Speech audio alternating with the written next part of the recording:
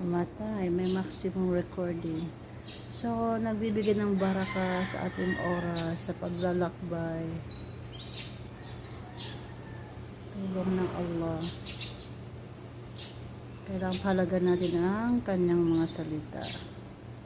So, dito sa aming area, wala kaming masjid. Cannot hear the adhan.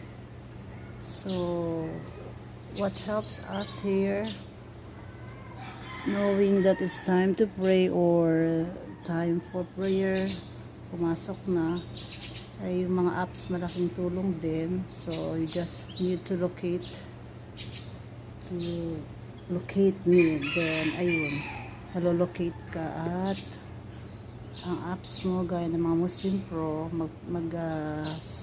adhan yan if it is already time for certain prayer like Duhur, Asar, Fajar, ganyan. So alhamdulillah may mga ganyang apps. So nakakamiss din sa bansang Muslim gaya ng Qatar, Saudi, narinig mo yung adhan. So kaya nga pag nandun tayo sa mga bansang ganun, pahalagan natin, appreciate natin kasi pag tayo mo sa ating mga lugar, may lugar na wala talagang marinig kang adhan. So kailangang tibayan mo yung iman dahil kung hindi, sasarapan ka ng tulog, wala, hindi ka makasala. Paggising mo, tanghali na. So, kailangan body clock mo pa rin. May establish mo yan sa sarili mo.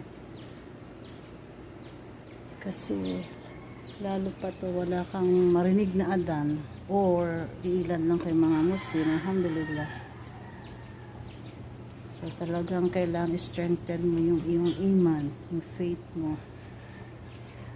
Huwag patatalo sa waswas ng syaitan.